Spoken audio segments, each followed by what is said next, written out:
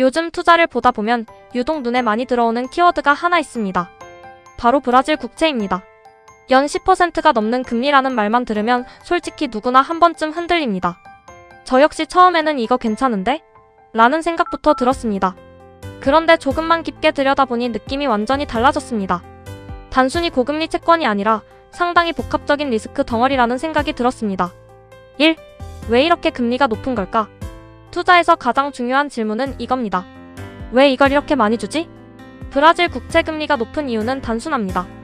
물가가 높다. 통화가 불안정하다. 국가 신용 리스크가 있다. 즉, 우리가 받는 1014% 금리는 보너스가 아니라 위험 보상입니다. 이걸 착각하면 안 됩니다. 2. 가장 큰 리스크 환율. 많은 분들이 이 부분을 가볍게 보는데 실제로는 핵심 리스크입니다. 브라질 국채는 보통 헤아라 기준입니다. 여기서 문제가 발생합니다.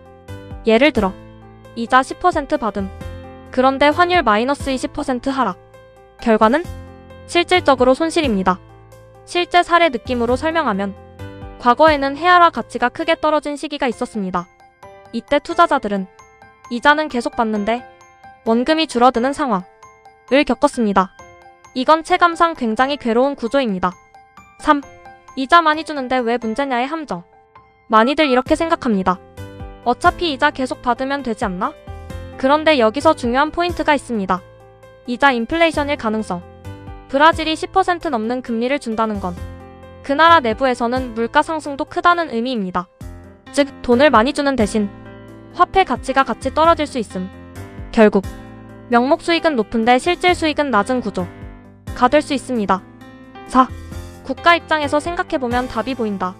이건 개인 투자자가 아니라 정부 입장에서 보면 더 명확합니다. 브라질 정부는 매년 높은 이자를 지급해야 합니다. 그럼 돈은 어디서 나올까요? 세금, 국채 발행, 통화 발행. 이 중 마지막이 문제입니다. 돈을 찍어내면 결국 화폐 가치 하락, 환율 하락으로 이어질 가능성이 큽니다. 5. 과거 투자자들이 겪었던 현실. 이건 단순 이론이 아닙니다. 이미 비슷한 일이 있었습니다. 높은 금리에 끌려 투자. 시간이 지나며 환율 하락, 원금 손실 발생. 이 구조는 반복적으로 나타납니다. 그래서 브라질 국채는 항상 한 번씩 유행했다가 사라지는 상품이 됩니다. 6. 그럼 투자하면 안 되는 건가? 여기서 중요한 건 이겁니다. 위험 나쁜 것은 아닙니다. 가능한 전략. 비중을 매우 작게 가져간다. 환율 변동 감내 가능할 때만 투자. 단기 트레이딩 관점 접근. 하면 안 되는 경우. 안정적인 노후 자금. 원금 보전이 중요한 자금. 환율 이해 없이 투자. 이 경우는 거의 맞지 않습니다. 7. 개인적으로 내린 결론. 처음에는 꽤 매력적으로 보였는데 분석을 할수록 생각이 바뀌었습니다.